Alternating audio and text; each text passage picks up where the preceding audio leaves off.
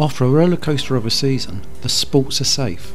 We catch up with Tommy Widdrington at the final training session before the last match of the season against Tommy's old club, Salisbury.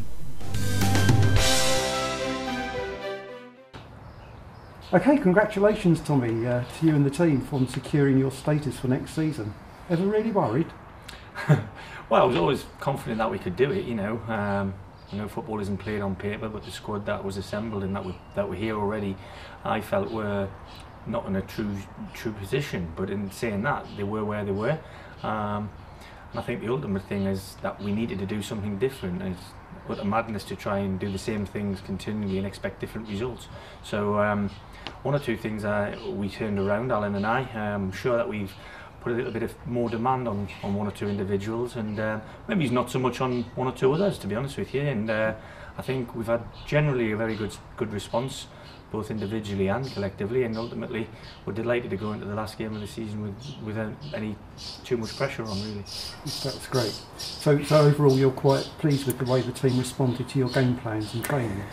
Well, like I said, I think it was absolute given that had we continued in the same manner and with the same personnel that had been tried for the first sort of 30 games or so, then we would have ultimately not succeeded in what we've done. So whilst it isn't to everybody's liking and different faces have been in the team and possible favourites have been left out on occasions, then, you know, I was only interested in keeping Eastbourne Borough in this division, which was what mine and Alan's remit. And like I said, the proof of the pudding is in the eating. We're where we wanted to be, and hopefully we can enjoy the last game now. Right, now out of all the action of the last few months, what stood out in your mind the most? I think there's been lots of things. Obviously the first win that we had way down in Truro, when there was a great following for the distance that they had to travel, was excellent, and I really enjoyed that one.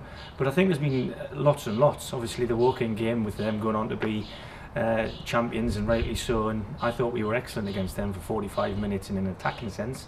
But then, as Chelsea showed the other night, you have to have the other side of the game, and I thought we stood up manfully to their attack in the second half. So there's been lots of positives. I think, you know, the application of the players has been superb in the training methods. Alan's very demanding in his fitness levels, and some of the lads have had to raise an eyebrow or two there. But on the whole, I've been really pleased with the way people have applied themselves.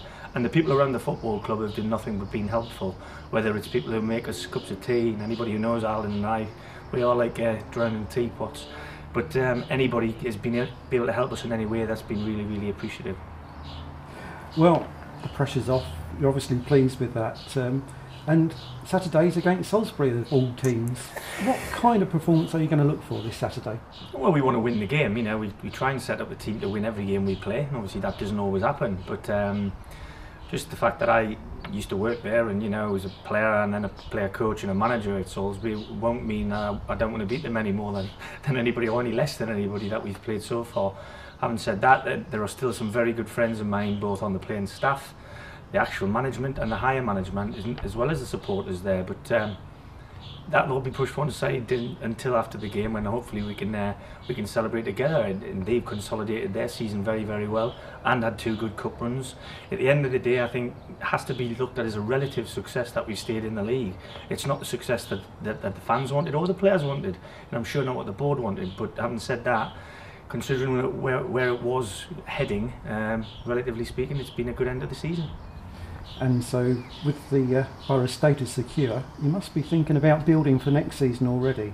So what's your message for the supporters to take away for the closed season?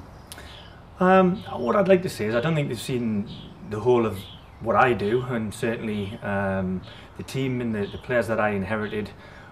In a lot of ways I was restricted in what I could do in terms of turning things around, because, you know, 90% or 95% of them lads are under contract, and, you know, completely within their rights not to want to move anywhere else. So I'm delighted to have been able to do the job I was given with the tools that were in hand.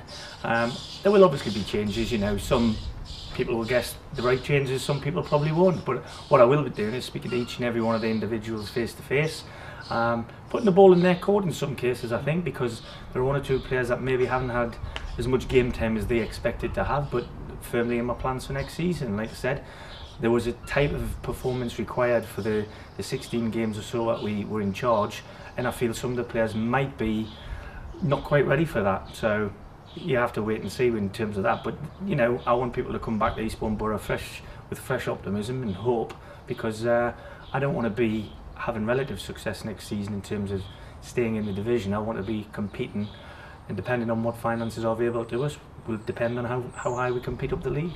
That sounds great stuff, Tommy. I wish you all the best for Saturday and have a great close season, and we look forward to seeing you again in the new season. Thanks very much. Thanks. Bye bye.